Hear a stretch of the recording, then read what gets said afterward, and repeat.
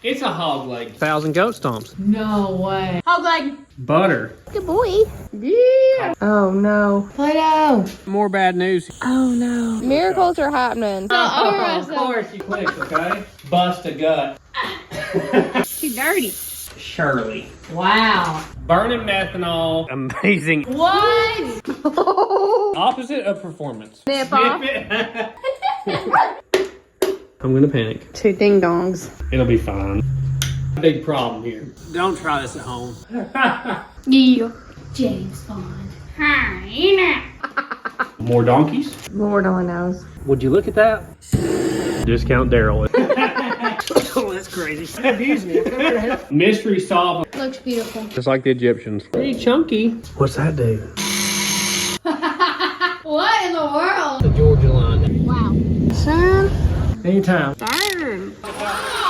Welcome back to the Sleeper Dude channel. We are about to build the rowdiest all-motor engine I have ever built. So if you followed our motorhome build, this is a 360 out of a 74 Dodge B300 motorhome dually van. We are putting this in our 78 AMC Gremlin burnout cars. So we have 2 events coming up. We are trying our best to get this thing done, starting from nothing. A car that's never been a race car. We're basically taking a stock engine, a stock transmission, and a stock car and trying to turn them into a race car in the next 2 weeks. So we have got to start putting this thing together. We had some major slowdowns with this thing. It spent 3 months at the machine shop, getting it bored, honed, decked, new cam bearings. We got the heads completely rebuilt and upgraded. We're about to show you all the parts we're going to put in it. I'm really excited about building this thing. Hopefully we can get it done in time. We were actually right in the middle of filming a video of working on the car, trying to get it ready for the engine, and the engine showed up back from the machine shop. And we had to stop what we were doing, get on this. Let's start cleaning this 360 block up and show you what kind of parts we're going to put in it. So this is a 4-inch bore, but now it's been bored 30 over, so it's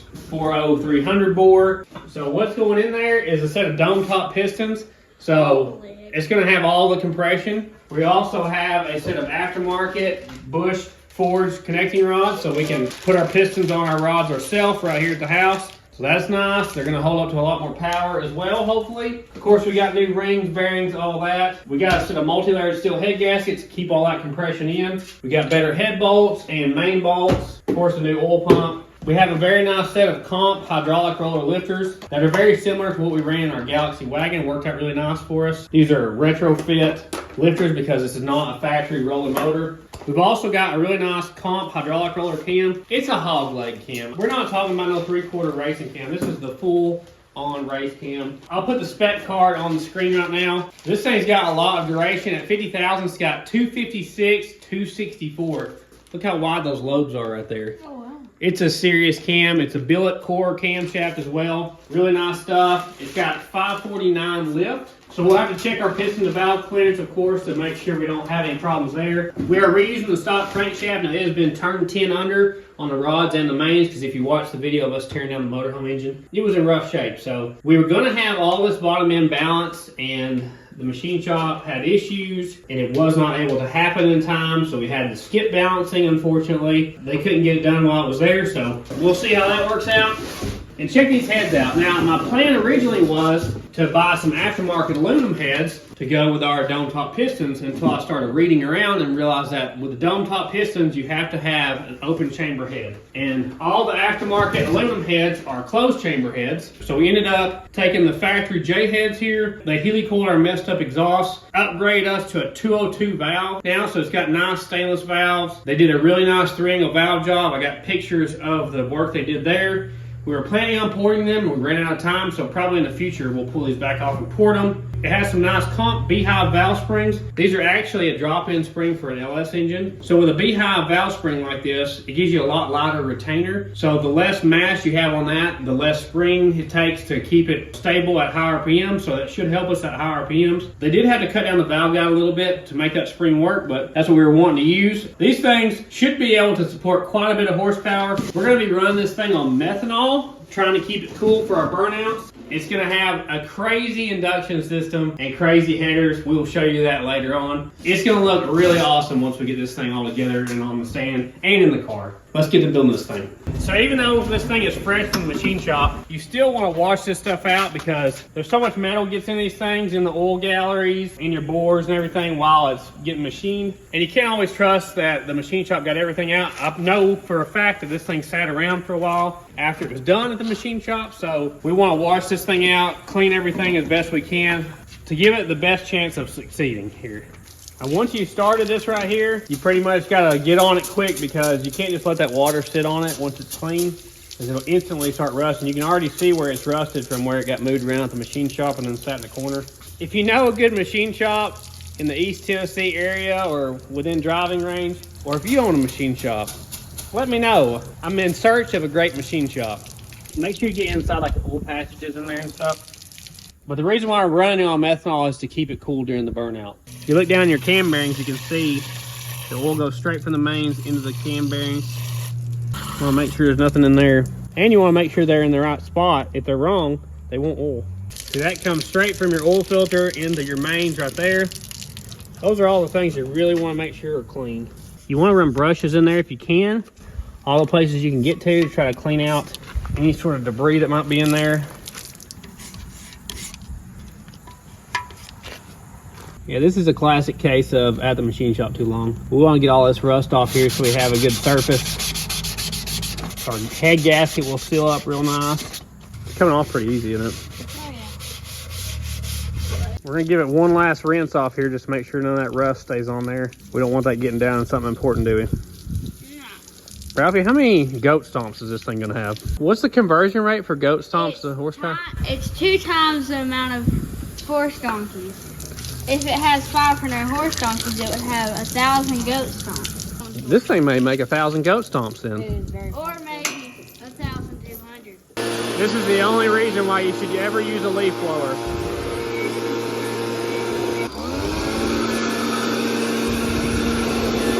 So we're trying to blow this off and wipe it out really quick to get that water off of it. We're gonna spray it down with WD-40 just to keep it from rusting over again. And we should be able to start assembling this thing. You just always wanna double check, make sure something's clean before you put it together. We got our water displacer 40 here. That's about the only thing I use WD-40 for, is keeping things from rusting. It does do a good job of keeping stuff from rusting up. We got her all cut up. Let's get her in our brand new engine room and put this thing together. Woo! It is so nice to have a clean area to build the engine, and I have never had this. We need to make sure our cam fits in there because that's the center of the engine. So here's a great side-by-side comparison for you. Look at the difference in the width of the lobes between the stock hydraulic flat tappet cam and our big hog leg hydraulic roller over here. See how much wider and rounder those are and how much taller they are? That's gonna make a huge difference in how this thing sounds. I'm gonna go out on a limb here and say this is gonna be the best sounding engine we've ever built. Really? Yeah, and the Galaxy sounds pretty good. I think this is a lot bigger cam than the Galaxy wagon had. No way. Yeah. It also shows you the difference between how a hydraulic roller and a hydraulic flat tappet lobe profile looks. You see how peaky that flat tappet cam is versus this one? Anytime you can get more air in, more air out, more power. Come on. Hog leg. First thing I want to do is just dry fit this cam to make sure we don't have any issues, because we had trouble with the last engine. Remember that? With the 5.9 Magnum? Oh, yeah. We couldn't get the cam to fit in. I probably had 3 engines I built like that where the cam bearings just were not exactly straight. And the machine shop did not have my cam with them, so there was no way they could have test fitted it. So we're gonna do that now just to make sure before we finally install this thing. Always wanna be really careful not to hit the cam bearings too bad with your lobes, especially on a big lift cam like this. Give me good news. Oh, look at that. Butter. Okay, that's a good start. Let me pull this back out. We'll lube it up and put it in there for the final time. What you doing, Ralph? Clean this cam bolt up.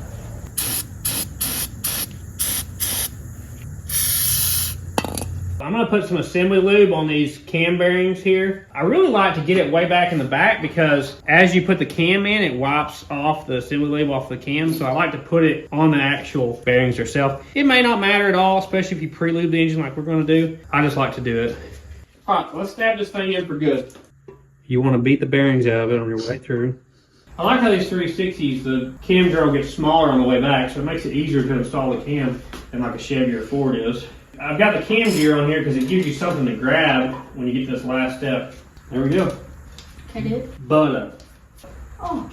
We got our brand new 10 under main bearings here. So as you can tell, one has a hole in it and one doesn't, and that matters. This is the side that faces the cam bearing. We got to get that side put in so we can drop our crankshaft in. This is the thrust main bearing.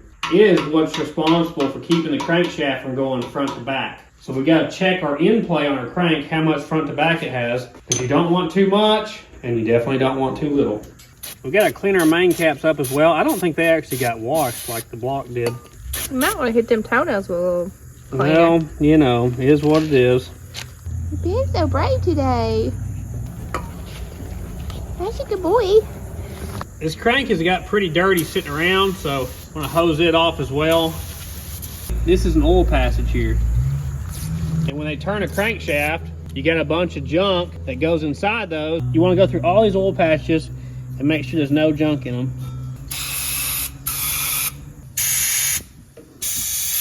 I think we got it as clean as it's gonna be. Let's set it down in here and we'll put a main cap on it, tighten it down, and see what our bearing clearances are to make sure it truly is 10 under like it says it is.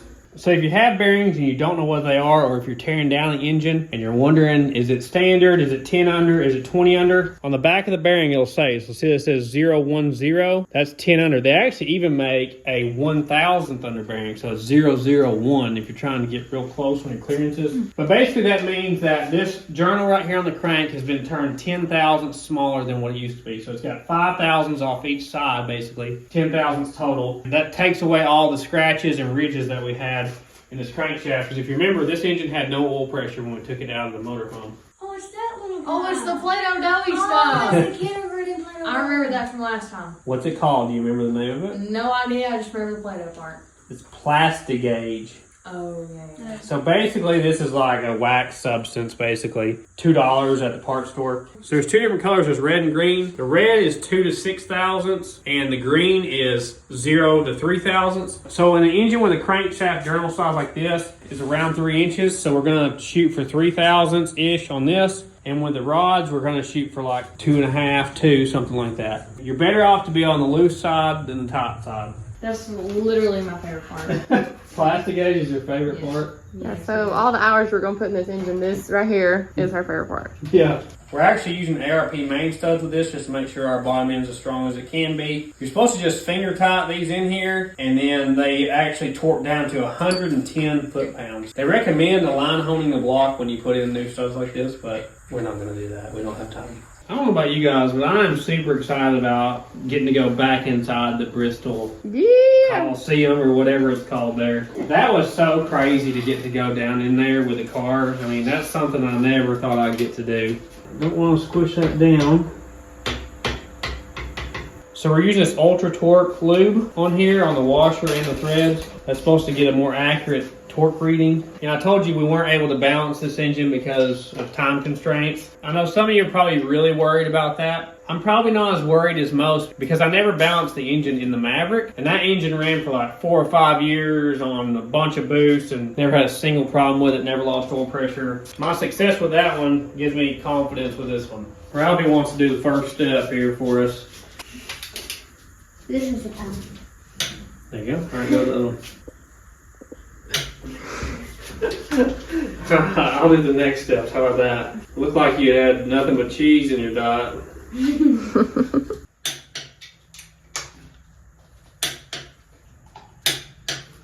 Alright, now we're just going to bust it back loose and see what it's got. Do you think it's going to have good clearances? 10 under crank, brand new, and 10 under brand new bearings. It ought to have the correct clearances. Where'd Scooter go? Oh, no. Did he slink out? He slinked out. We better find his He's little hairy looking for butt. a mouse is what he's doing. Play-Doh. So here's our gauge. We're on the tight side.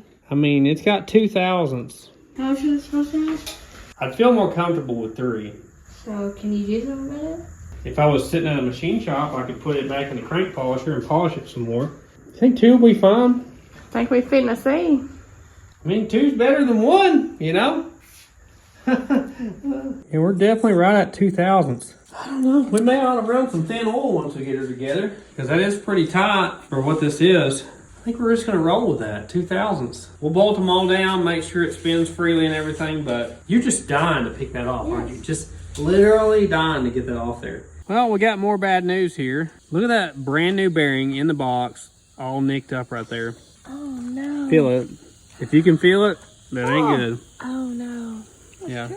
You got another tiny nick on this one right here on the edge. I've got some 600 grit here. I'm gonna try to wet sand those out. If we can sand them off, we should be okay. And you really don't need like a spray nozzle in your water hose. If you just got an old garden hose your wife keeps running over with the mower, it makes a perfect tool to do this. Right Hey, here. babe, I was trying to help you out. I appreciate that, honey. Appreciate it. Is there anything sticking up now? No. Okay, well, that one should be good to go. Ralphie approved. Yeah. This one's a booger though. Man, if I had time, I'd just send these back and order new ones, but we ain't got time. You gotta do what you gotta do sometimes, guys. Scooter, look at it. Is it scary? Oh my goodness, that's so brave. That was brave. He's so brave today. Usually he won't come down. Miracles are happening. See if there's anything sticking up. They're 9-inch nails. No, you're good. Well, maybe disaster averted, hopefully. You just fixed everything, No, sleeper dude. I ain't fixed it yet.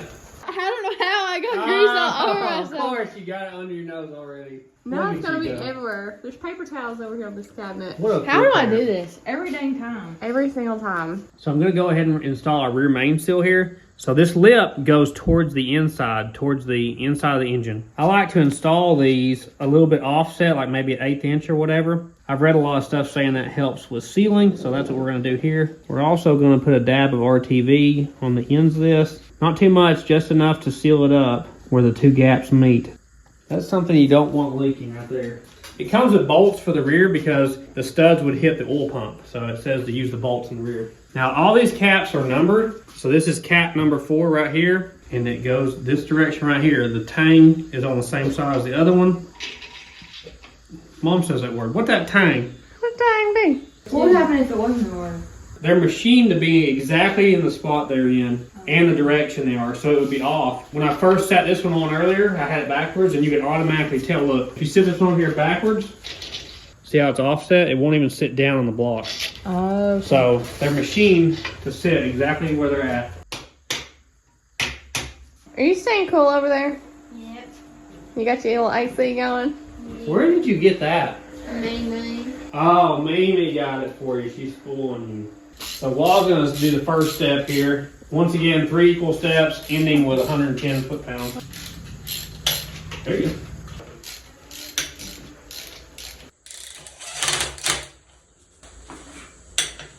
Look at your hands. You get dirtier than anybody every time. I don't know how it's even possible. I don't do those. Yeah, you do. No? Yeah, we're waiting on you. Every single time. So we got the most competitive one in the group right here. This is 80 foot-pounds. Whoa, whoa. You can't go farther than the Listen, click. you don't go farther than it. You just go to a click, okay?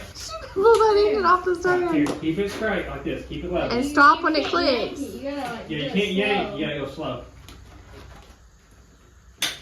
She'll absolutely bust a gut to do it, you know? We probably haven't shown that on the channel much, but she's super competitive. You wanna go? Yeah. Go ahead. I wanna try one. You better hold this thing back. Oh, yes, sir. With Well, if they can ease. both do it.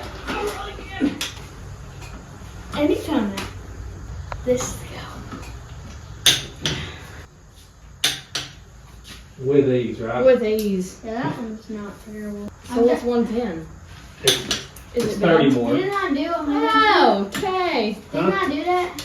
What? I think I did 110. On one of the last I engines? think I I think did I on, did too. like, I don't know. yeah. This torque ratio, I think, will do 250. That's crazy. Then I have to get Mike. Mike. Alright, here we go, 110. I wanna try. Wait, I wanna try. I I wanna want try. to try. Help hold the engine, Ralph. Hey, she got both hands. There you go. That's crazy. Here, right here. Can you do it? Oh. I only weigh like 60 more pounds of that. That's crazy. I'm gonna do it. There you go. Okay. That's a I strap. knew Squeeze would have to try. She got this. I had no doubt. I had no doubt she would get it. She's won so many things at school because she's so competitive, she won't let anybody else beat her. Even if she kills herself to do it. Let's see how it spins. Oh, it feels good. Yeah, I don't think there's any problem with that. I guess we could go ahead and put the timing chain on it now, huh? So I'm gonna clean off the cam retaining plate. Oh my wow, she's dirty. Rafi, what are you gonna clean? This timing cover. She dirty, ain't she? Yeah. She'll be like new in no time though. So I got some Loctite here I'm putting on these cam lock plate bolts. You don't want internal engine bolts backing out. It's just generally not a good thing if that happens. But this stops the cam from coming forward, just keeps the cam located in the right spot. Some engines don't have these, like a small block Chevy doesn't have a cam lock plate like that. I kind of like that they have one. Just snugging them up with the impact here just to speed things up. And we're going to torque everything down. Well, these things only go 17.5 foot-pounds, and our torque wrench doesn't go that low. So we're going to give it a... It's good. Surely.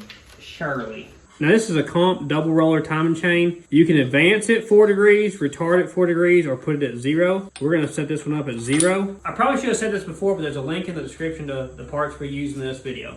So close. That cam just needs to wiggle just a little bit. Oh, there you go. Okay. So if you look right here, we got our dots lined up. So the dot here and the dot here is lined up. We should be exactly where we need to be. If you were wanting to advance or retard this camshaft, you'd be lining up with the A or the R, and you would have this in a different position. We're gonna try it straight up at first and see how it goes. Only reason why I would be advancing or retarding it is if we have piston to valve clearance issues, which is definitely possible. According to the Haynes manual, the camshaft bolt gets torqued to 50 foot-pounds. And I put a little bit of Loctite on it. There you go. Just needed something to hold the sprocket still. Every time you put something new in the engine, you want to spin it. Make sure it feels smooth, because if it's hard to turn, you need to back up and... Punt. Exactly. Wow. Ah, she's good. Good to go. Is that squeeze nice. approved? Yes, it is. Okay, feels good to me. Let's check our crankshaft end plate real quick and see about that, because I meant to do it a minute ago and forgot. What are you doing over there? Imagine that. Sometimes you gotta clean your pry bar. You know, you never know what they've been through. We're gonna put some pressure back, zero this thing out, put some pressure the other direction, and that'll tell us how much movement our crankshaft has. So we are right at 5 thousandths. A lot of stuff I've read says 2 to 7 thousandths, so we're right in the middle right there. If you didn't have enough end plate, you could take the thrust main caps out and sand a couple thousandths off of them and put them back. I've had to do that before, but we're right in the middle of the tolerance, so that's good for me. While I was on it with the specs over here in the Haynes manual, she's getting good about knowing where it's at in the book. Well, this is going to be it for tonight. We got a lot done tonight. We know a lot of things work, which is good. It'll make me sleep a little better tonight.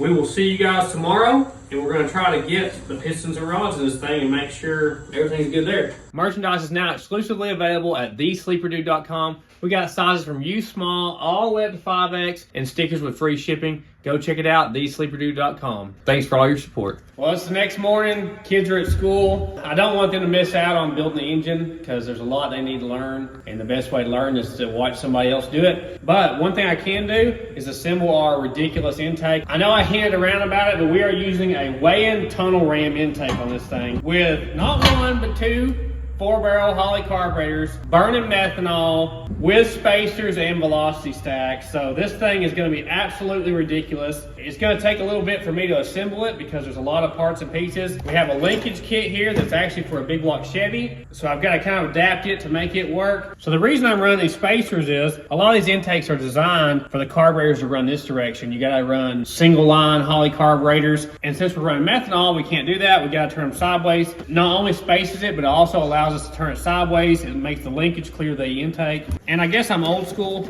I like old school velocity stacks. And if you've watched some dyno stuff, you know, these make the most power of anything you can put on top of a carburetor because they just really help out airflow. And of course, the crowning jewel here is these awesome 4150 style Ultra HP Racing carburetor. racing carburetors right here. So these are designed to run on methanol. You can see they have screw-in high and low air bleeds, down leg boosters. You can actually adjust the idle speed with this idle air bypass valve inside where the carburetor stud is. Mechanical secondary double pumper, These are my bread and butter. If you have watched the channel anytime at all, you can go back right now if you want to. Look at my 10-year-old videos. This is the same kind of carburetor I was running on my Maverick back in the day, converting them over to blow through at the house. So we have 2 of these to put on here. I got a lot to assemble, so I'm gonna set the time-lapse camera up, see if we can get this thing together.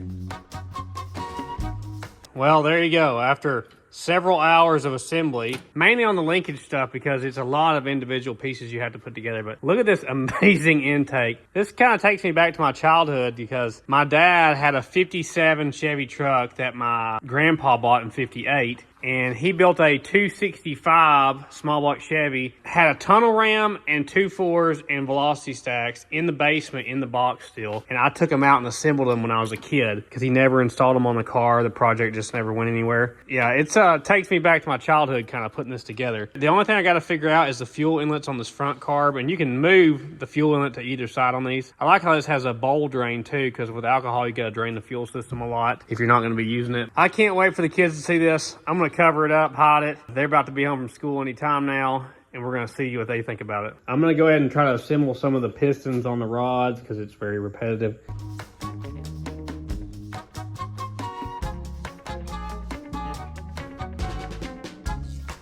I got all my pistons and rods mocked up except for one. I want to show you guys the intake I put together today. At least you're sitting down. Oh, it's giant. What in the world is going on? Look at that bad boy. That's crazy. That's so cool looking. It's ridiculous. That's crazy. That's gonna be hilarious on that car. I'm so excited about this. Wait, there's 2 of them. Yeah, it's 2 carburetors. Look at this. Yeah. What? There's 2? Why is there 2? Because he's got the donkeys. That's crazy. It was fun to put together. We should sit on the block just to see how tall it is. That is. That's gonna look ridiculous on there. That's crazy. I wonder how tall this will be versus the roof of the car. You ain't gonna be see through the hood. I know, right? This is the best intake we've ever put together. Oh, for sure. That's gonna be so cool. Go big or go home. Exactly. You love it, Ralphie? Yeah. But none of this is any good without an engine that runs. So, let's get back to building our engine. We'll put this in the background where we can just stare at it. Just look at it. Why don't you just look at it?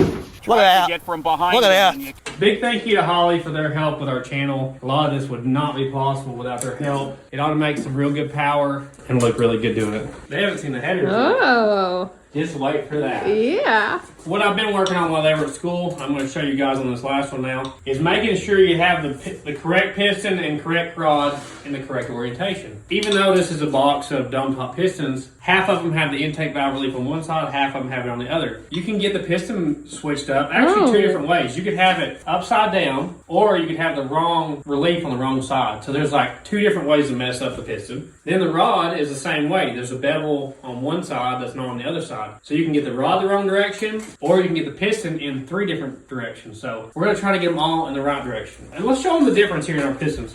So this is a dish top piston. This is the opposite of performance. So the bigger the bowl here in the swimming pool, the less compression because there's a lot more open airspace in the combustion chamber. So with a dome top, you can see it actually sticks up. Because it sticks up, it takes up that excess room in the combustion chamber. You have to have a valve relief here for your valves to open and close. Hopefully this is big enough for our valves to open and close. And this extra meat here and here raises your compression ratio, which raises the PSI inside your cylinder. The more cylinder pressure you have, the more horsepower and torque you have. A lot of things you do to an engine, like a cam swap, intake swap, headers, a lot of that stuff will gain you horsepower but not torque. And cylinder pressure gains everywhere. You gain horsepower and torque. If you looked at it on a dyno graph, the horsepower and torque curve bumps everywhere, all over. So you get this big increase in horsepower and torque with compression. You can get this by doing dome top pistons like this, or you can get it from boost. So we're gonna get this one with compression. So here's a little chart that comes with it. As you can see, exhaust, intake, intake, exhaust, exhaust, intake, intake, exhaust. So these are opposite from those. This one right here, I've already numbered it. So number 5, you can see I already labeled it. This should have the intake valve relief, which is the bigger valve relief, on the right side. Now if you look down through the bore, you can see that that crank journal is offset. So we're gonna be riding on the left side of that rod journal. So that means this big bevel here on the rod needs to face the outside. The smaller smaller bevel faces towards the inside. There's only two that are the same, basically. So these two are the same, those two are the same. You gotta get every one of them right or something's gonna hit something.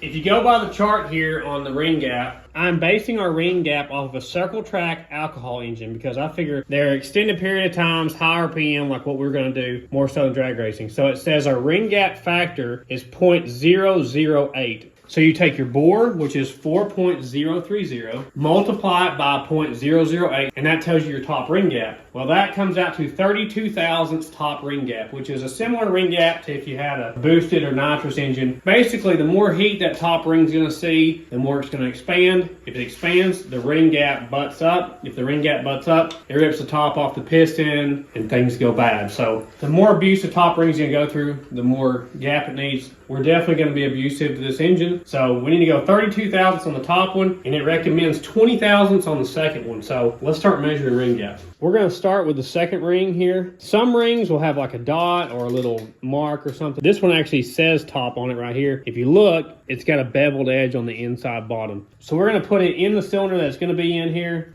And I've got a piston here already with an oil ring already on it. We're gonna square that up in the hole. Like that right there. And then our end gap on this should be 20 thousandths. Ooh, it's so close. Look, it goes about halfway through. That's gonna have to barely be opened up. It's 20 thousandths on about half of it. So I've already sat like the number 4 one in here. Same deal, it goes about halfway through. So we are super close. We're gonna have to file that down just a little bit. They make fancy piston ring files and stuff. I've always just used a hand file. I mean, I'm sure it would be better to have a piston ring file, but it ain't gonna take much on this one. Try to keep them square and straight, just how they were. You don't wanna angle this or anything. Let's see if it has 20 thousandths now. Oh yeah, that didn't take much at all, did it? No. We're actually checking each ring to the actual cylinder it's going in, which is probably good to do if you're doing a performance build like this. First thing you wanna do is put your oil ring on. It goes in the bottom groove. So it has a spacer here, and you have 2 oil rings. They can be spiraled on like this. I try to make sure my end gaps are in different spots. You don't want to put them all in the same spot. One goes on the bottom of that, one goes on top. So that's what wipes the oil so it doesn't get up in the combustion chamber. Then we're going to take our number 2 ring here that we just filed, make sure it says top. We got our piston ring install tool that we got in the fan mail, which really helps out. Right there. One thing I like about this pistons is the distance between the top of the piston and the top ring. A lot of factory pistons are really thin. They're like 2 or 3 times thinner than that, and they're easy to break. So hopefully that thickness there will keep the top ring cooler, keep the piston from breaking. This is a hyper-eutectic piston, so it's not as good as a forged piston. The forged pistons are very expensive, so that's why I went with hyper-eutectic. And these are a forged I-beam rod, so they should be stronger. I love the fact that they're bushed, so you can install them yourself. That really helps out because I don't like having to take stuff to the machine shop and have them install it for me. So now we just gotta do that same thing 7 more times. Swayze's been painting already. So I made a funky picture of Squidward. Good job. So we got all the oil rings and all the second rings gapped and ready to go. So now we just got our top rings. We already put them in the bores and pushed them down with a piston. I'm pretty sure every one of these is gonna need to be filed because of the odd setup we have with the methanol. Yeah, that's not even close. Most of the time when we're putting together an old used engine, I've honed it so far. It's already got a loose ring gap and I'm good to go. I don't usually have to do this step. Let's see what it actually is on some of these. Looks like it's about maybe 24 thousandths, something like that, which would probably be fine if you're running this thing gasoline, streetcar, all motor, but we're not. Looks like we're gonna have to add quite a bit of ring gap to this. We might need to get the old 8-inch grinder out or something, you know? Should we get the wire cutters and cut a little snip off? I hadn't thought about that. There you go. Oh my All God. night. We got time for this. We don't have time. Mom is pretty smart. I don't know. Whoever thought of that one?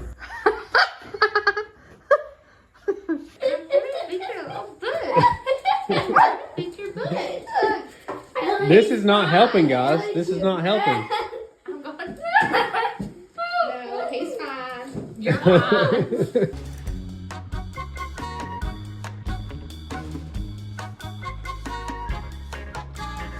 I think I have achieved my perfect painting. Ooh. Those are the clouds, and those are the trees, and that's the lights. I'm not working fast enough if you've already done 2 paintings. You better kick her in high gear, son. I'm trying. This is number 6. So I just got this one and 2 more to go. I told you I'd fix them for you. There's a lot to file though, a lot of material. All right, well, if you look right here, we got dead on 32 thousandths on the top ring gap. This is our last ring. You don't want any sharp edges on any of this. Let's go ahead and put this top ring on this last piston, and we can finally install these rods as well, because I've only got 1 spiral lock in there because I wanted to show them how to do the spiral locks. Squeeze this guy right there.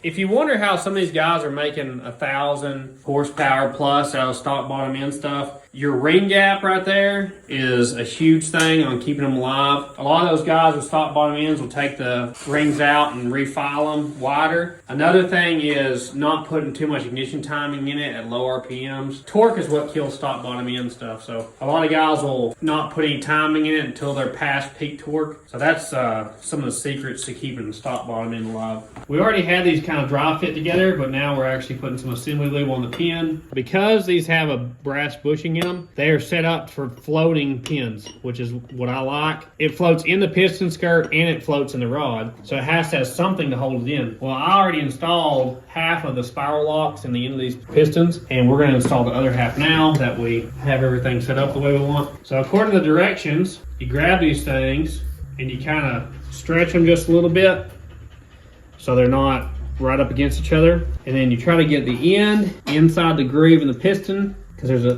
groove in there for it. That's how you know if you have pistons that are set up for floating pins or not. It's just a matter of whether or not they have the receiver groove for this. I'll give it a little bit of counterclockwise twist here to try to get it off the wall of the piston while I push with a little screwdriver. And see, we just kind of spiral this guy in here. You do enough of these and your fingertips will be killing you, especially if you don't have gloves on. Twist it back like this, and it'll eventually pop right in there, like that. So that is completely contained now. It can't contact the cylinder walls. It allows the rod to center itself in there. All right, Ralphie, last one. You're Oh, they welcome. gave us an extra one. That was so sweet of them. There we go. So we're just gonna hope that we don't have to pull this back out. So I'm gonna go ahead and wipe the board out clean. We're gonna put some engine oil on the rings and the bores here. Make sure everything's lubricated. We need piston and rod number 1. I got you. Is that it right there? 1? Yes, it is. Oh, okay. Way too much. Way too much on our brand new floor. There we go. Nice, nice. We're gonna be walking in that, aren't we? We're also gonna use our brand new piston ring install tool that I haven't ever used before. See how it works. It locks down on that. You ready, Walt? Oh, is it me? Yeah, give it a little tap there. You can give it more than that. I don't want to hurt it. There you go, tap it on down. Okay, let's go slow. We don't want to hit the rods.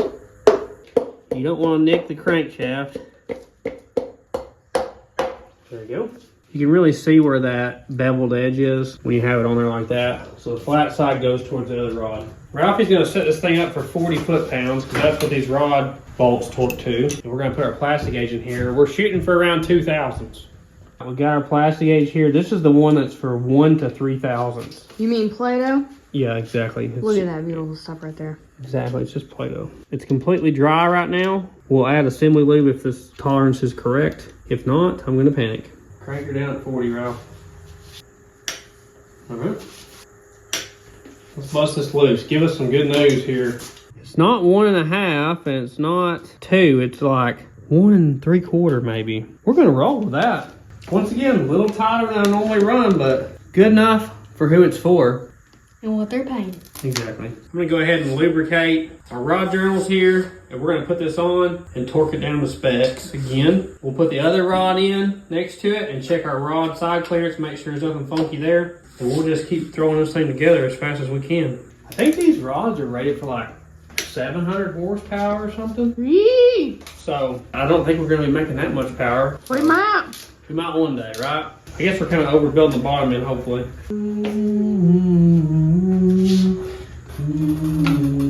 It makes the engine go together, doesn't it? Does. You know? Just a little last Mohicans. We've been in here so long, we're just going crazy. It's repetitive. We got 2 worker bees here. We got 2 ding-dongs out here playing hide and seek. Timer's going. Did you find her?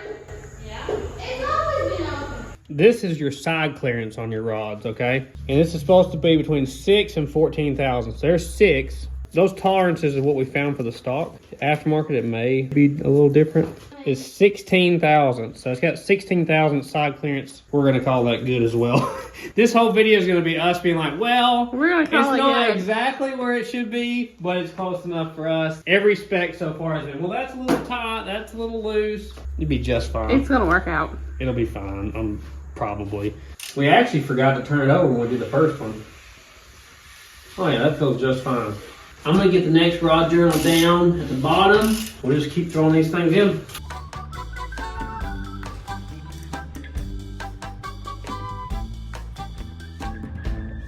Last one. We're having all kinds of trouble with these rings, getting them in there. They're hanging up. My tool's getting caught in here.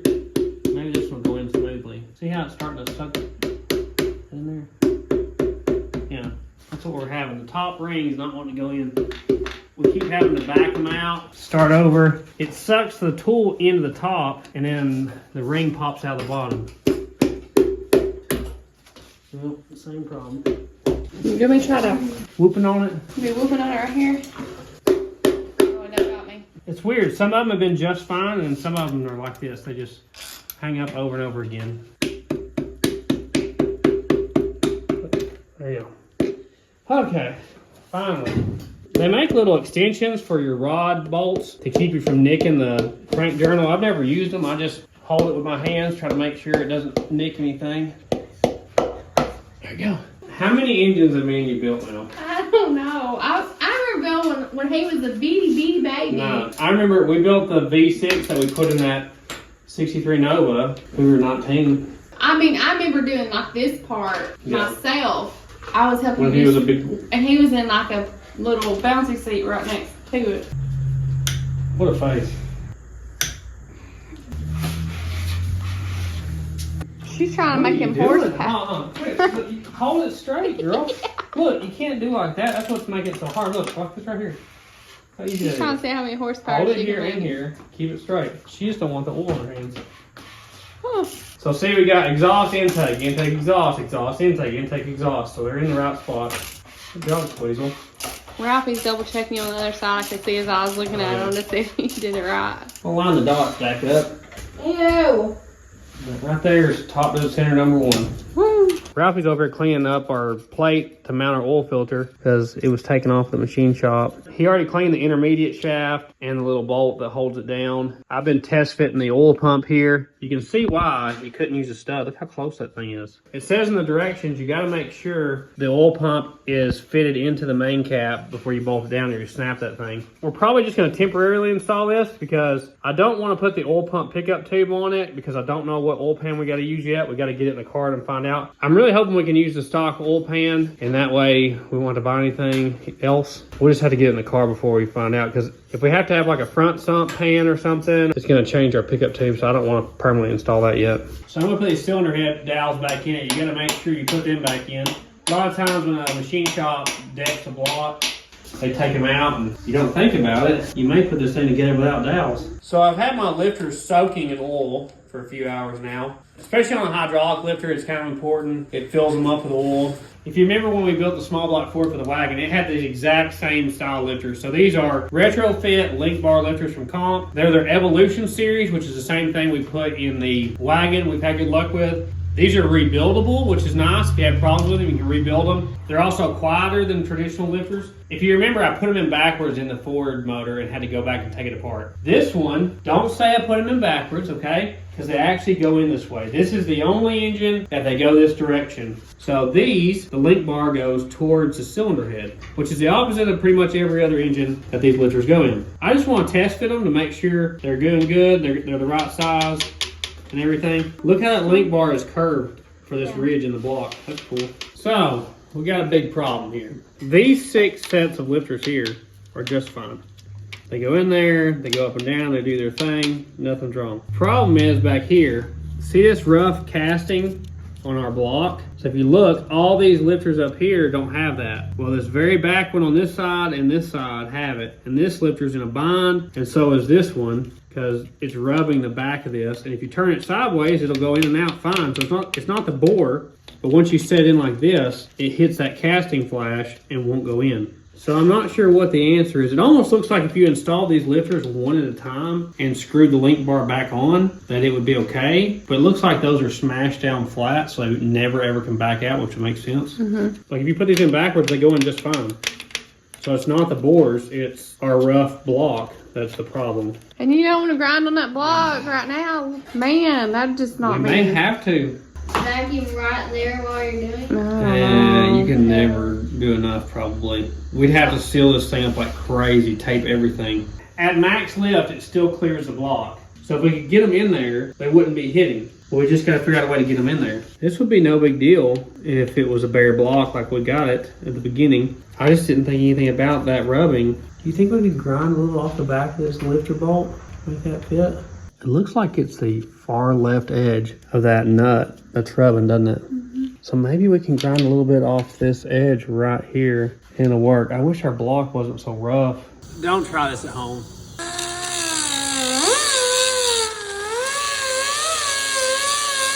It's a whole lot easier to clean these lifters up than it would be that engine we've already assembled. So this is why you probably should test fit this stuff if you got the time before you start assembling the engine. This is not a comp cams problem. This is a our ugly old block problem. Let's see if our modification works. You can see here what I did. I didn't want to take all that off of that bolt because I think that's what holds it in place. Come on, work with me. There you go. Thank you, Lord. Well, that's only one of them. There you go. Well, let's spin over to make sure it doesn't bind up anywhere. It comes up or down. Let's max lift there. Oh yeah, we're still good. Well, I said I wasn't going to final install these, but I think I just final installed them. Pretty sure you did. I don't really want to take them back out. Yeah, we got headway there. Oh yeah, we're good. Thankfully, we were able to just massage on that lifter bolt just a little bit to make that work. Like I said before, we do not have the push rods yet because you have to do that after you get all the heads on. So I guess we're ready to throw the heads on it. Check us out on other platforms at Sleeper Dude 88. It's getting awful late, but we're going to go ahead and try to put the heads on it tonight. We're trying to dry all this oil off the top of the block surface here. It's got a really nice surface though because it's been decked, and so have the heads, so that's good. We'll have a good sealing surface. I went with a really thin head gasket, trying to get every ounce of compression out of this thing. Now I'm a little bit worried that we'll have piston to valve clearance problem because this cam isn't a huge lift. It's 550. It's, you know, it's pretty high, but it's not extreme. But it has a lot of duration at 50 thousandths, which can cause you to have piston to valve clearance issues. It's not just the lift, because if you think about it, most people are like, oh, you're good to a 500 lift cam. Well, that's not really true, because if that valve comes open earlier and the piston's right there, even if it's at 300 lift, it could hit, you know? You gotta look at more than just the max lift. It depends on your duration, really. So we're installing our head studs now. Hopefully this will hold our head gaskets together. It has one longer stud on it, which one goes here and one goes there. They make a couple different designs on these studs depending on which heads you got. We just got the stock heads that have been worked over. Thankfully, these are all blind holes, so we don't have to put any thread sealer on the threads. I always like engines with blind holes like this. If not, they go through to a water passage and you have a chance for coolant to come up through the threads and leak.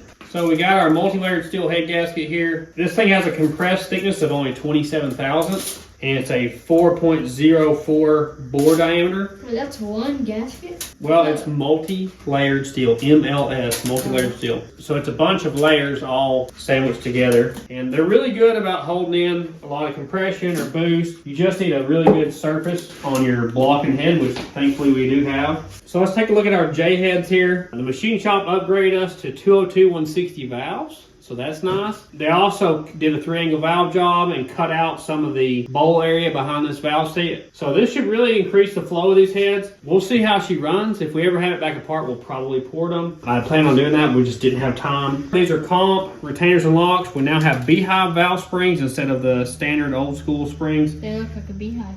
Yep. It reduces the weight on the valve and allows it to work at higher RPMs and requires less spring. Let's get these bad boys on here. So these head gaskets are recommended to be installed dry. Now watch your little piggies now. I guess that's your booger hooks, isn't it? Yeah, it's booger hooks. I had it wrong. Well, that sat down there, you didn't it? Golly, cast iron. There. Come on, go down.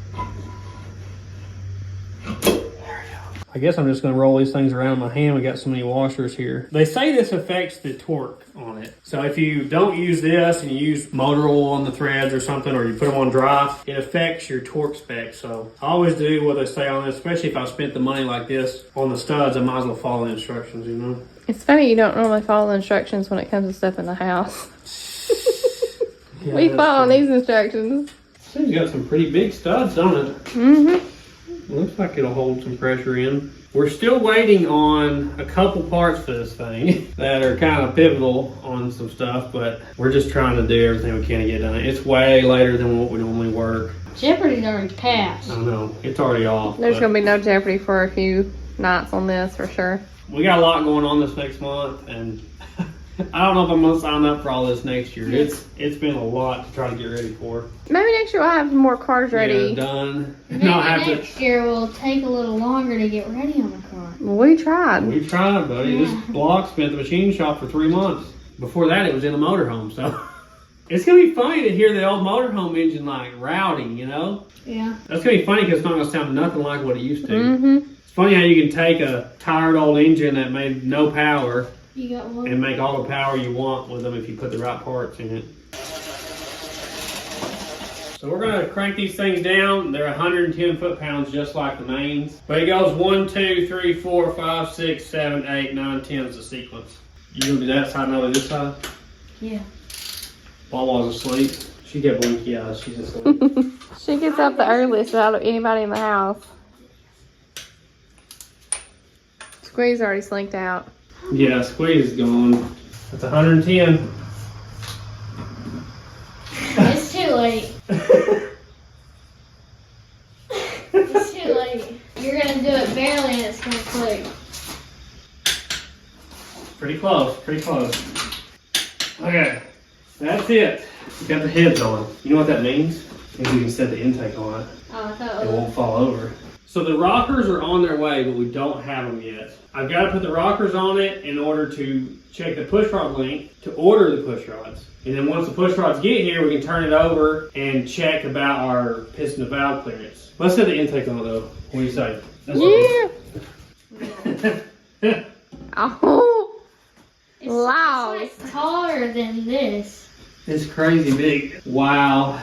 That is crazy. Man, that is going to be ridiculous. It's like as tall as me. Yeah. Oh my gosh. That's going to be crazy. That's gonna look so cool. I should show them the header, shouldn't I? Yeah. Let's do sure. it. Let's do it. Let's set the valve covers on and the headers and we'll go in. So these are MR.GASKET valve covers. Ooh. Shiny. I figured that was a lot easier than trying to clean up our old ones. Wow. Hey, I got the ones with holes in them so we can actually put oil in them. Awesome. That usually helps, doesn't it? What? Look at that, huh? I just hope they fit in the car. I believe they will. Oh, we're gonna make them fit. Yeah, we're going to make it fit. You're right. No, Oh. it leans out. It leans out further. Oh. I think they're hitting the head studs. Are we going to have to grind them? Yeah, it's hitting our head studs. I think we're going to have to cut this flame a You little put a bit. long bolt in just to mock it up. That's my boy. So it is running right into our head studs. If we had head bolts, we wouldn't have this problem. We'll do some cutting. We'll or something. finagle that, huh? Yeah, we'll do something to make it work. These are actually, I think, for demolition derby cars. I believe is what they're actually designed for. They're not that expensive. They're not expensive at all, actually. That is going to be so ridiculous in that car. Wow. Such a small car. I know, right? A little gremlin with all this on it. Yeah, It'd be a perfect day driver for me. Wawa's going to be mad she went in. Yep, she's gonna be mad. It's nice to see it, like, what it's actually going to look like. I've been wondering how crazy it's look, you know? Looks crazy. It does. Wow. I'm really wondering what it's going to sound like that. I've never had a Yeah. car with zoomies, especially not a high compression, alcohol burning car on zoomies. Look, the headers are taller than the intake. it literally, look at that. That's so crazy. I'm so glad we went this route. It looks so good. It's awesome. I think it will be one of a kind. Definitely will. That's gonna be so cool. We can't final install the intake till it's in the car. Same thing with the headers, we got to cut on them anyway. We can't put the oil pan on it until it's in the car because we don't know where the sump needs to be exactly. I need to look at the pan we have. I think it's actually off the 5.9 Magnum that was in the Durango. Until I get my rockers in, there's not a whole lot more I can do aside from put the timing cover on and water pump. But we'll get back at it tomorrow, try and get this thing done in time. Just super thrilled with how the thing turned out.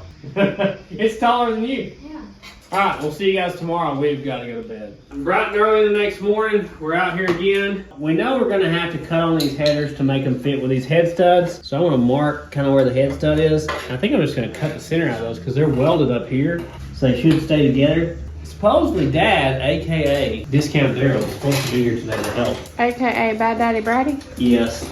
He is a transmission man from way back, so he's supposed to be helping us with the transmission today. We'll see.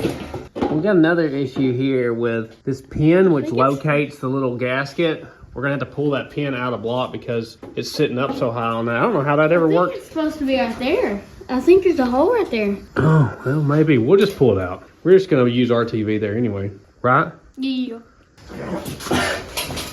It's no lightweight intake, that's for sure. How cool would it be to have like 2 carburetor bonnets and then like twin turbos blowing into them? That would be incredible. Yes, it would. Impeccable. Maybe someday. There you go. Funny enough, the bolts that came with these headers don't even fit this engine. They're a total different thread size. Ralphie, you can go ahead and put the studs in for the valve cover gaskets. We're using the old school T-bolt valve covers because I think they're cool. And they stick up like this, then you screw this down on it. And if you want to pull your valve covers, you don't even need a tool to get them off. It's really made for cars with like big solid lift cams where you're adjusting the valves a lot. But they just look old school and they're cool. So that's why I want it. I really want it to look kind of like something built back in the 70s. I always liked this look. The name's Bond. James Bond. Did he ever put on gloves? It's the first time for everything. You getting them, Ralphie? Yeah. Hi, you know.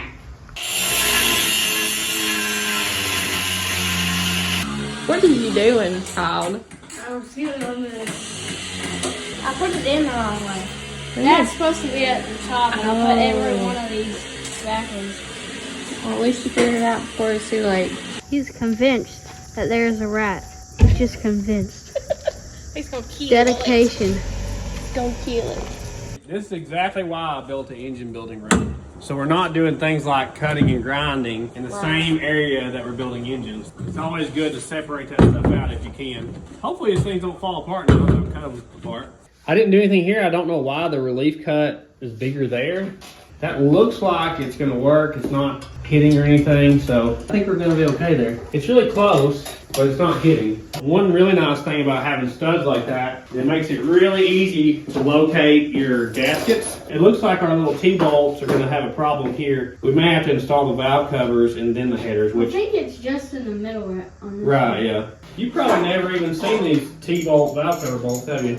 No. We've never had one anything. Probably the best engine that you've made, like looking wise. It's definitely the best looking because I never worried about how they look. There you go. You need that. I guess that just locates that gasket there, and we never use those gaskets anyway. Okay, that's much better. It's sitting down flush on the cylinder heads now. I think we can get our spark plugs in too. Oh man, I didn't even think about that. I thought we should try to also make the engine sit up higher too. Yeah, I thought about that too. Usually we set the engine down as far as possible, but we're going to be limited by our firewall probably, but we'll try to raise it up as much as we can to get the engine as high as possible. It looks incredible, impeccable. I'm going to clean up this water pump, make her look good. FedEx just pulled up with our rockers. Woo woo. We're back in business, so we're going to pull some of the stuff off here where we can get to it. We're going to test fit our rockers and try to figure out a push rod length so we can order our push rods. We need to get like a second one of these to put in our living room. You know? It looks so good. Yeah, we don't either. It barely fits under the tank. These are comp rockers. These are their Ultra Pro Magnum rockers. So a small block Mopar has shaft mounted rocker arms like this. So this gives you adjustability here with your push rods, and it gives you a roller tip, which gives you, more donkeys and better Valvetrain stability at higher RPMs. So I'm super excited about these. A lot of engines, like if you look at say a small block Chevy or whatever. Once engines get so serious, a lot of times guys will switch over to a shaft mounted rocker arm assembly on a race engine for stability, and these just have it from the factory, so that's really cool. You can pull them all off in one assembly too, which is nice. That's what the factory rockers are. It's literally a piece of stamped steel with no moving parts whatsoever. Very, very basic. If you look at these, they have bushings in there. This has an adjustable lock nut here, so you can adjust for your preload on your cam. It gives you a lot more options and a lot more stability. You have to make sure, what is Squeezy doing? Lord only knows. So you have to make sure that these oil holes are pointed downward. That's what oils the rockers. If not, all the oil come out the ends. So the oil comes up through there. Traditionally, you would come through the push rods, but these are completely different, which goes out into all these rockers. So You know what's really funny? what? I thought these went down here. No, that's our push rods that are going down there. These go up here. Good thing I'm not the one building the engine. None of us are professionals around here. So that's how it goes right there. That looks really nice. So we got our factory bolts here for our rockers. We're gonna snug these down. I've got a push rod length checker here. It should tell the story of what we need. I actually tried to fit the stock push rod in there, and it's too long because the roller lifters are a little bit taller, so I thought we might have a chance of using the stock ones, but that is impossible. So we're gonna turn this over until our intake is at max lift on this #1 cylinder. When it comes almost all the way back down, watch this lifter right here, we're gonna go ahead and check our exhaust. Right there, we should be good to adjust the exhaust side. You want to get it at 0 last, so you move the push rod up and down till you get it to where it has 0 play up and down, and then it wants about a 1.25 turns to a 1.5 turns of preload on it. Now that we're at 0 lash, we are going to adjust this 1.5 turns of preload. So the goal here is to try to get the rocker in the center of the valve. One nice thing about this setup is with the shaft mounted rocker arms is the height is already set. So normally if you go with a much shorter or much longer push rod and it's on a threaded stud, you can really change the angle of your rockers, where this is pretty much set. So it kind of takes a variable out for us. Right, let's spin this thing over and see what we got as far as piston to valve clearance. We're gonna cheat here a little bit and watch the piston to valve clearance with the camera. So if you look, there's our exhaust valve open, our piston's coming up. We got all kinds of clearance, you see that? Yeah. Like it never even came close to hitting that. That's the closest it got right there. You can tell there's quite a bit of room between the piston and the valve. I can stick my finger in there. So that's kind of cheating. Really, you need to put Play-Doh or clay or whatever in the motor, turn it over, cut the clay in half, mic it and check it. But we can visually see we have quite a bit of piston to valve clearance. Not the right way to do it once again, but we're in a real tight time frame here. Let's check and see what our push rod length is on that. That's coming in at 7.196 inches. Is what the push rod length is. And what's our factory length?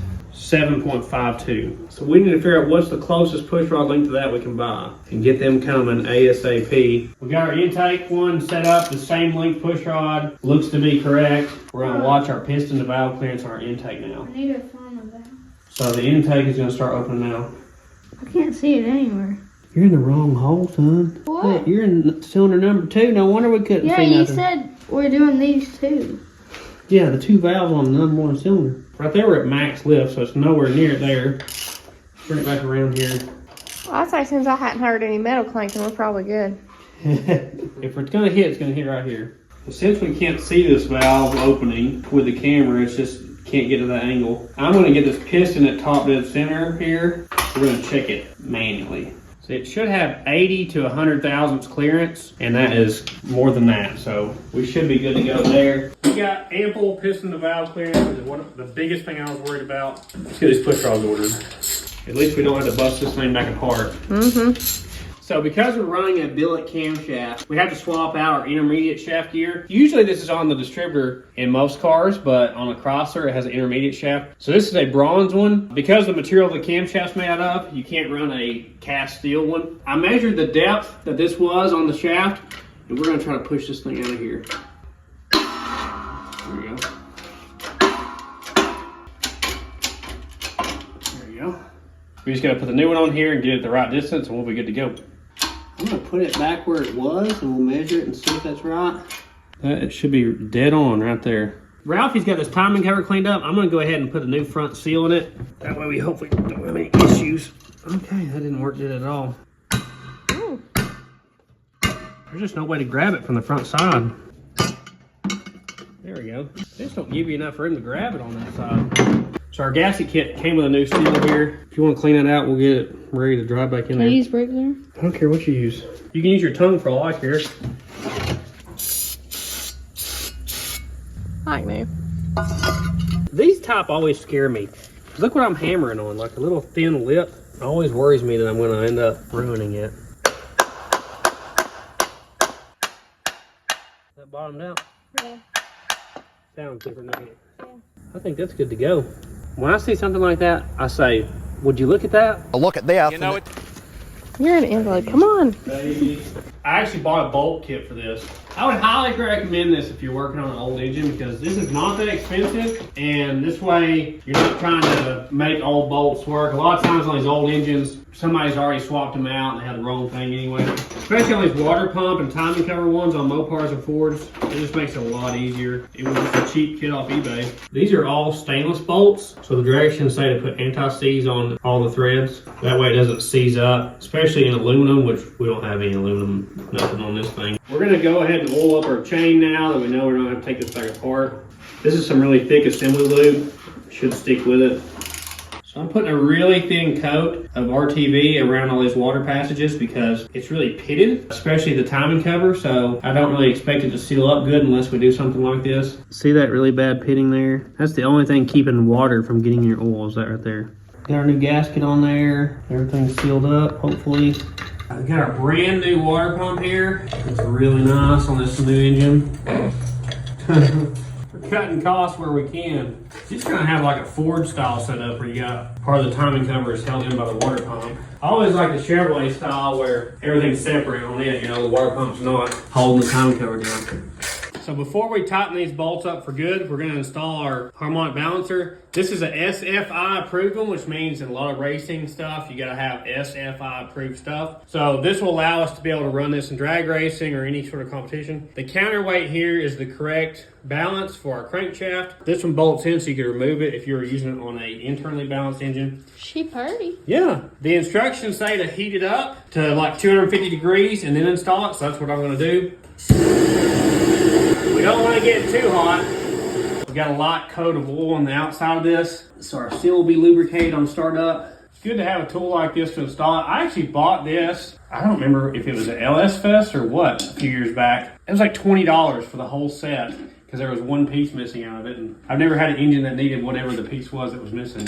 Our old harmonic balancer, the rubber was starting to crack and come apart, and the machine shop said they wouldn't balance the crank without me buying this new one, so I bought the new one, and then they still didn't get the crank balanced in time, so we ended up with the new one.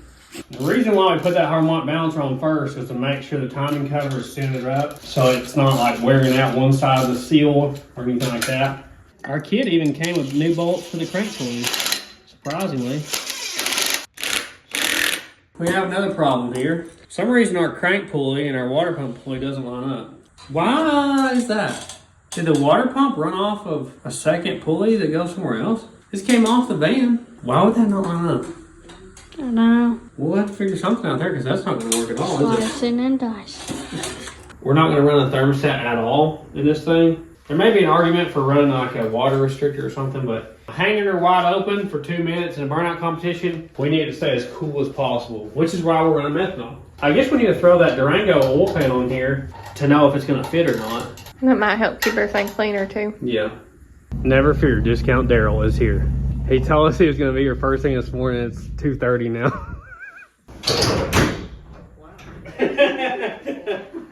What do you think? This is unusual. I've been thinking the twin four-wheels. Yeah, I thought you'd like that. Yeah. Nice touch. I got set up for that 57 truck. That's what I was saying, yeah. It reminds me of the one you had for 57. Well, it makes it easy so you don't have to worry about exhaust. Yeah, I like it. Yeah. I figured you'd like the tunnel ram Yeah. stuff. And those Holley they got. Yeah. Here's your portion of the job.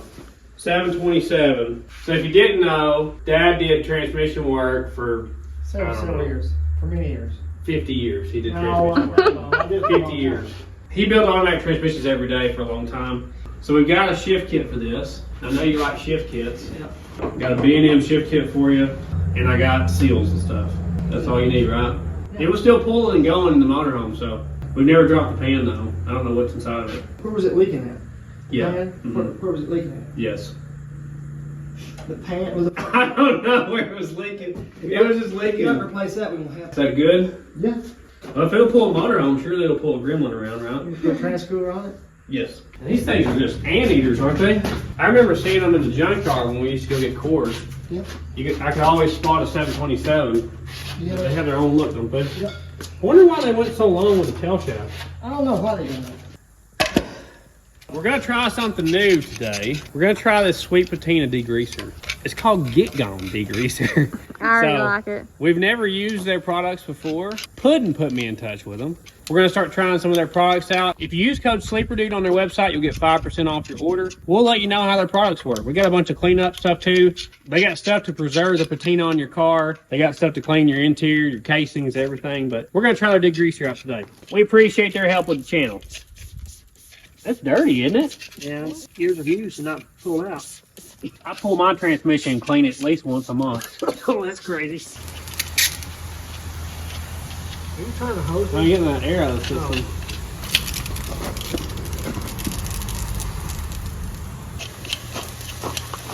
Sorry. What are you trying to do? You abuse me. I'm trying to help you abuse it. No, I was just getting the air out of this.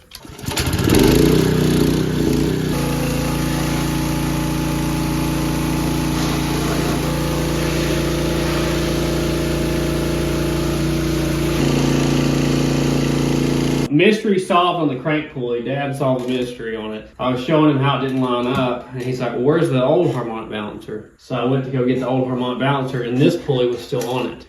So this went inside of that to have triple pulleys. So this is the one we actually need to install. We should be dead on. Yes, lined up with that. Disaster averted there. Where does this one go to? Well, I had a lot of accessories, so one of them would have went to like power steering, one of them went to air conditioning. Ain't nobody got time for that. Exactly. Much better. Looks beautiful. Dad's an engineer. He's gonna have that thing spotless. He's a perfectionist. Well, Mom cleaned up our Dodge Durango pan that's been sitting outside ever since we took it off the Durango. Hopefully it's gonna work. We kind of looked at the car. It looks like a rear sump pan will be the right thing. But I don't want to bolt it in for sure until we know. We may be able to like modify something on it if it needs to be. We're gonna start like 4 bolts in it until we get it sat down in the car. Stop! What? Oh dear. I'll bite you that. Yeah, you bite me. We need to like measure this thing. Proud, get a measure. Let's see what total height from bottom of the pan to the top of the headers is. What do you think?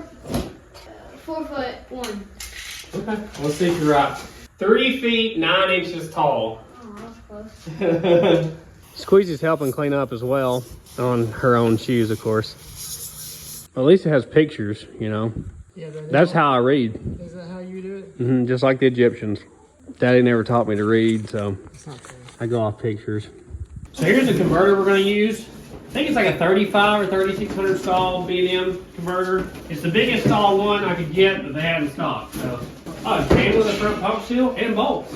You can see how small a diameter that is. This will give us a higher stall speed. The same torque converter, if you put it in a heavy vehicle, will stall higher. If you put it in a lighter vehicle, it'll stall lower. Same thing with torque. Like the more torque you have, the higher it'll stall. So this is a neutral balanced torque converter. And because this is an externally balanced engine, that means we have to have a weighted flex plate. So, as you can see, we have an externally balanced flex plate here. It's also a BANDM. It's made to work with this converter, so we'll have the correct balance on everything we're doing. And it ought to work good for our application. Anytime you have a engine that works at a higher RPM than stock, you need a higher RPM than stock converter for everything to work right. Right, Dad? Yeah.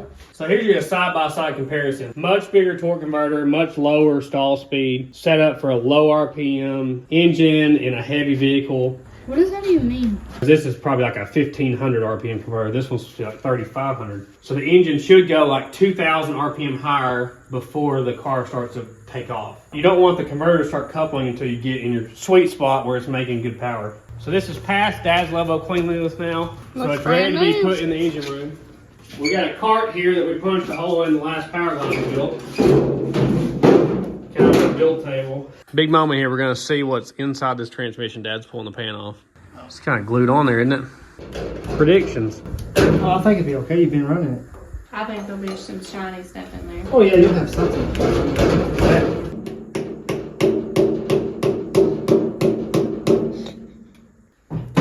that. Yeah, it's right there. It's already going. Give me a screwdriver. This? We're gonna get it. Looks pretty chunky. That's water though, isn't it? This is water beads rolling around. I see a bunch of gray in the filter. That's clutch material. So. Doesn't smell too bad, does it? Oh. 27 you built.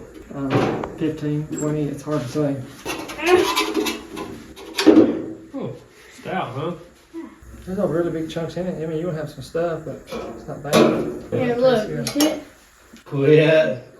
Why would you do that to anybody? Are you the part washing man? He likes to clean things up. Well, that needs to be cleaned up good. That's what the filter's for, Dad.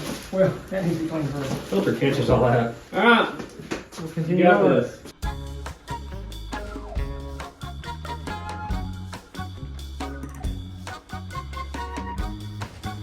We've been leaving the man to his work in here for, I don't know, a couple hours. How's it going? It's going good. What's that do? Oh, you gotta drill it? Drill it. That's scary, huh? No, it don't scare me. Super scary. That's like brains right there. It's a power body, so it's fluid telling it when to shift and not to shift. So here's the inside of this thing. That's your band right there, and when you do your band adjustment over here, it, you know, squeezes or lets go of that. Inside there is clutches and steels, right? Yeah. It's your front pump. A lot of stuff going on there. Scares me, kind of. Well, it's just gotta get used to it. Right. Got your instructions. You highlighted them, huh? I did that earlier. Planning ahead. Always.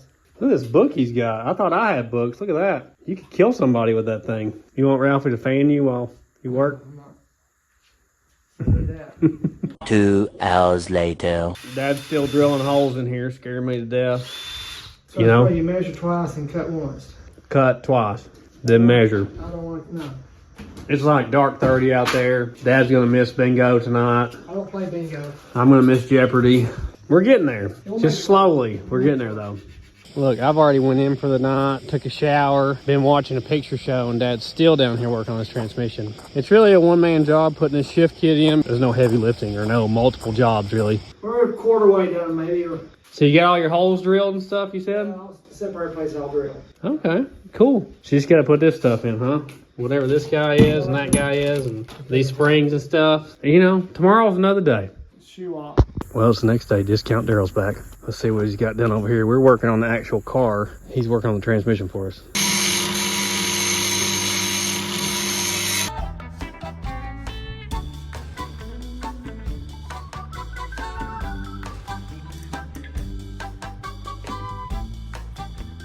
Well, Dad snuck out of here before I was able to talk to him much, but he said he got the valve body completely done. So he's just got, I think, a restrictor to put in here and then maybe change the seals and the gaskets. He's very thorough being an engineer, so he spends a lot of time planning and making sure he does it right. So hopefully tomorrow evening he can get this thing done. All right, we'll see you tomorrow. We wanted to bring Wawa down here. She's feeling better now to see the engine. Are you ready for this? Mm-hmm. What in the world? Oh Lord, it's so like. Is that crazy? That's crazy. How you gonna do all this? How's that gonna look in a Gremlin, huh? That's crazy. Look at this. It's gonna look so funny. How's it gonna fit in there? I don't know. We'll have to figure it out. I think he's hoping half of it hangs out. Yeah. Fingers crossed, maybe you can get the transmission done tonight so we can get this thing bolted together and start setting it down in the car. Well, Dad's back again today. Got the valve body done, getting ready to reinstall it. I'm pretty sure we're gonna pass on the front seal, even though that would be a booger to replace later. We're just way behind on this thing.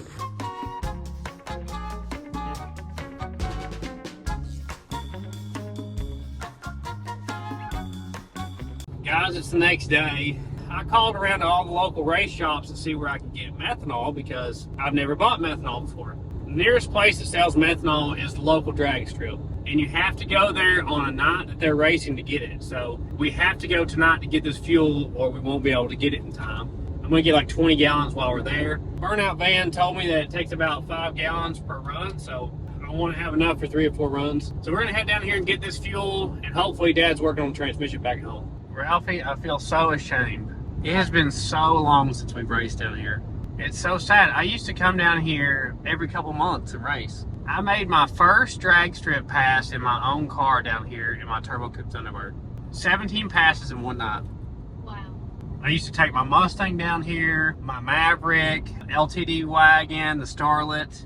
It's just been too long since we've raced. We've got to get back in it. We got to get the Fairmont done. Or, hey, maybe take this Gremlin down the drag strip. Or the Pinto. We got to come back when the weather cools off a little bit and do that. It's just past the Georgia line down here. I wonder what they're racing tonight. Looks like a bunch of bikes, huh? Yeah. Wow. Hog legs. Good thing I lift heavy, huh? Get them game. Well, I couldn't help it. We got to drive through the pits at least and see what's here. They're having a shutdown race tonight, so they're racing the opposite way down the track. Always love this track. Come check out Brainerd if you haven't. It's a great track. Turbo Fox body. You're definitely gonna see them at the track. Yeah. Malibu. Looks like maybe a nitrous car. That's like the go-to car. It is the go-to. Look at this turbo right here. Dang, son. That thing's huge. You'll never go to a drag strip without seeing a Fox body. That's true. Look at Jeep. Race cars. I wish they were racing already. Yeah. It's good to come back here though. I miss this place. We got to get back down here to racing again. Word. Well, at least we were able to get our fuel now. I was kind of worried about that because it's not like you can go to the gas station and get it, you know. Let's get back home now, see what Dad's got done. It's going to be really late by the time we get home because this isn't close to our house, really. Maybe you got the transmission done, huh? Well, did you get it all put back together? Sure did. Now it's ready to go together with the engine. I can't wait to see it all in the car with that big crazy intake and headers and stuff. Yeah, it'll be nice. Well, thanks, Dad. You're welcome. Anytime. We'll keep it up. I'm going to put your number on the screen now, and everybody's going to call you, and you're going to build all That's their right. transmissions Give for me them. business. We'll start the transmissions. I enjoy doing it. You have a few calls off that one if I did it. Oh my gosh. Well, me and Dad worked till late last night. I really didn't video a whole lot because we were in such a hurry. But we got the engine and transmission down here. I think it's time to take the engine off the stand, bolt it up to the transmission. You should have seen what it took to get this engine hoist from the engine room down here. I should have videoed that. That was epic. Everybody else is still in bed up there. Let's see if I can do this by myself. I'm installing our brand new flex plate here. So you can see it's got a cut in it and it will only bolt up one direction. That is what is our external balance. This has the balance in it instead of the torque converter. You gotta have one or the other. You don't want both and you don't want none. And these torque down to 55 foot-pounds. And I'm putting a little bit of Loctite on them so they don't back out. There we go.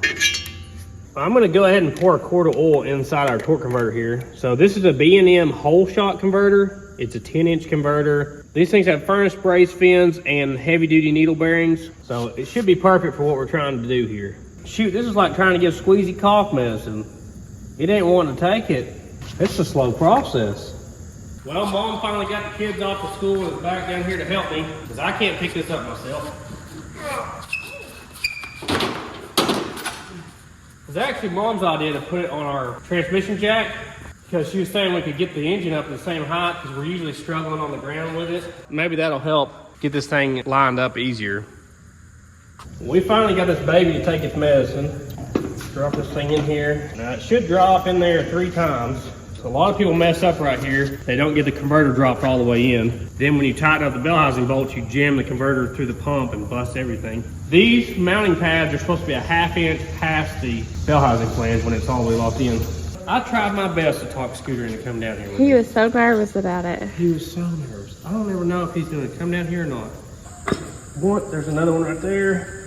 I think that's the 3rd one. We're definitely at least a 1/2 inch behind the bell housing there. So that engages it into that front pump drive gears. We'll check our clearance between the flex plate and the converter once we get in there. Usually it needs to be about 1/8 of an inch play there. You don't want it jammed up against your flex plate.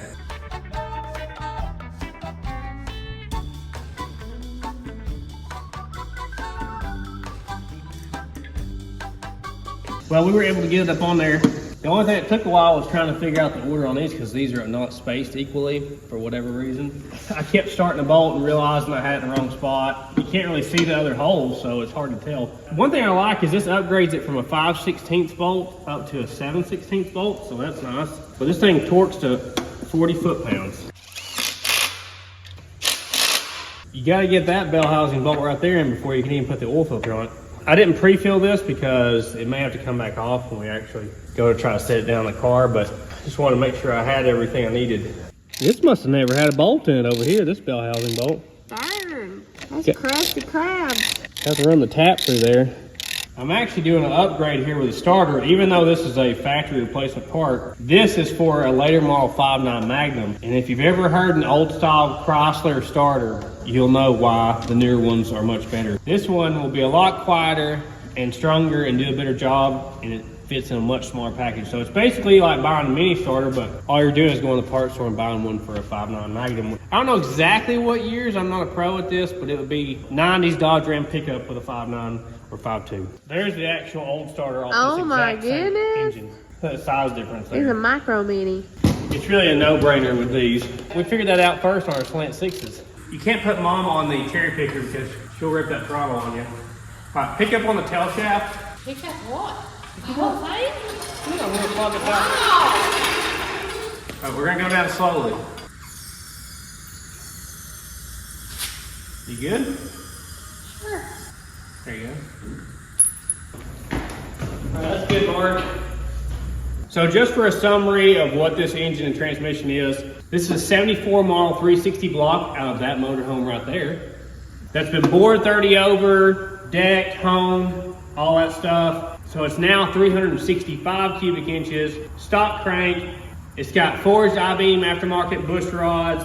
It's got 11cc dome top pistons. It's got the factory J-heads that have now been upgraded to 202 160 valves. It's got the comp Valvetrain with springs, retainers locks, rockers. It's got the comp billet roller camshaft and lifters, double roller timing chain. I did a compression ratio calculation on it. It should be about 13:1 compression. So this is gonna be the rowdiest engine I've ever had on compression by far. Like you saw before, it's got the WEIAND tone ram intake, the dual Holley methanol carburetors. Just from my conversation with the engine builder that did all the machine work, he was saying that with these heads and that cam, it ought to be making 500, 550 on motor is what he's thinking. He's built a lot of motors, so I kind of believe what he says on that. And this is the 727 out of that same 74 model motorhome. You saw us put the BANDM shift kit in it, just put some seals in it and gaskets. It's got the BANDM whole shot torque converter and flex plate. So we're hoping this thing is very rowdy and does a very good job in our upcoming burnout competitions. We've really been outgunned in the last two we did with our little Malibu we had. And I'm hoping with the shortness of this car, maybe I can keep it off the wall. And with the added power of this engine right here, hopefully this will make a mean burnout car. But we've only got 8 days left before Cleetus and Cars Bristol, so I've got to get on this. I'm way behind on this deal. I don't know if I can get it done in 8 days, but we're gonna try,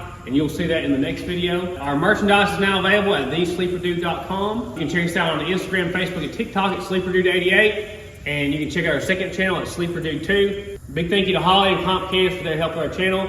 You can find links in the description below. They make a lot of good products. We got to figure out how to tune and run a methanol car, so if you got any tips on that, please put them in the comments below. I apologize for the abnormal ending of this video, but we have ran out of time and there is no time to wait for the kids to get out of school to end this video off, because I've got to start putting this engine and transmission in, but you will see that in the next video. Thanks for watching the Sleeper Dude channel. We appreciate all you do, and we'll see you in the next one.